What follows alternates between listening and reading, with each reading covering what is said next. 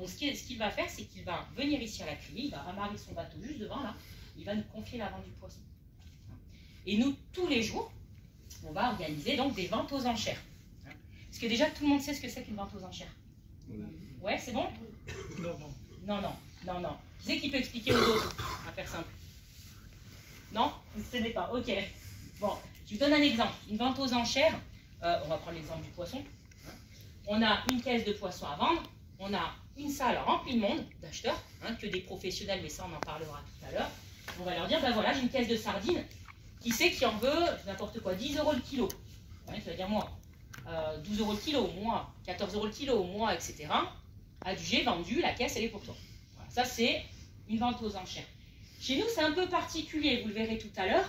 Chez nous, le prix ne va pas monter, comme dans la plupart des ventes aux enchères. Chez nous, le prix, il va baisser. On vend aux enchères descendantes.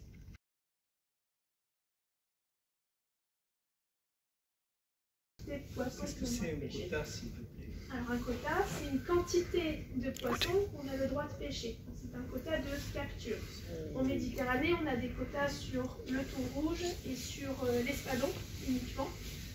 En Atlantique, ils ont des quotas sur pratiquement toutes leurs espèces. Pourquoi en Méditerranée, on n'en a que sur ces espèces-là? C'est parce qu'on a très peu d'espèces qui sont suivies scientifiquement. Et donc, pour définir une limite de capture, il faut connaître l'état de la population du poisson pour savoir jusqu'à combien de poissons on peut prélever sans mettre en menace la reproduction du stock. Donc, pour connaître cette limite en volume, il faut qu'il y ait une étude scientifique sur l'espèce. En Méditerranée, on ne les a pas sur toutes. Donc, on a des quotas en volume. Et pour pallier le fait qu'on ne puisse pas définir des limites quantifiées sur les autres espèces, on a mis des quotas en jours d'activité pour les chalutiers principalement. Il s'est dit, bah, c'est simple, mon poulpe, il cherche des petites maisons pour se protéger, bah, moi, je vais lui créer une maison dans laquelle il va se sentir en sécurité. Donc, il a créé ça, le pot à poulpe. Ce pot à poulpe, hop, il va le mettre directement sur le sable, comme ça, hop, ici, comme ça. On n'a pas qu'un pot à poulpe dans la mer, ce sont des lignes de pot à poulpe. Donc, il faut en avoir 80 d'affilée, il faut en avoir beaucoup. Et là, comme je vous ai dit tout à l'heure, on va attendre. On va attendre 2 mois généralement. Et au bout de 2 mois, alors non, on va dire pendant ces 2 mois déjà, mon poulpe qui est ici, il cherche des petites maisons, il passe à côté, c'est génial, il n'y a personne, je vais en faire ma maison. Puis, il rentre comme ça dedans, avec lui il ramène plein d'éléments. Il va ramener des petits morceaux de coquillage, des petits morceaux de rocher, du sable, plein d'éléments comme ça. Et une fois qu'il est bien installé, c'est comme nous, notre maison, c'est pareil. Une fois qu'on a aménagé la maison, au bout d'un moment, on va sortir, on va aller se balader, on va revenir. On va dormir, on va repartir, on va aller, je sais pas, se balader, manger, etc. On va revenir, on va dormir. Voilà. C'est une maison.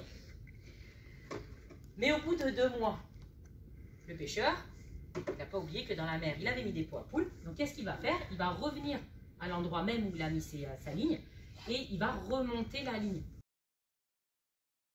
Est-ce que c'est grand poulpe ou c'est petit? Oh, ben alors écoute, je vais te donner un exemple. Là, il y a quelques années, il y a peut-être 3 ans maintenant, on a eu un record à la criée, d'accord? Un poulpe pêché dans un pot à poulpe comme ça, d'1,80 m. Alors 1,80 m, moi j'ai calculé, ça à peu près de la ligne bleue au sol. Voir pêcher dans un pot à poulpe. Hein.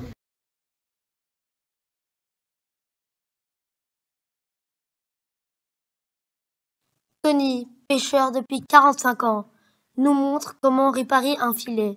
Ça peut paraître facile sur la vidéo, mais sur le bateau, c'est plus difficile qu'on ne le pense, à cause des vagues.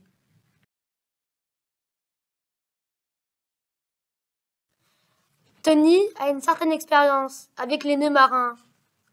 Il nous montre un nœud qui peut résister jusqu'à 10 tonnes. Ça semble évident pour lui, mais pour avoir expérimenté, après, c'est quelque chose de très technique.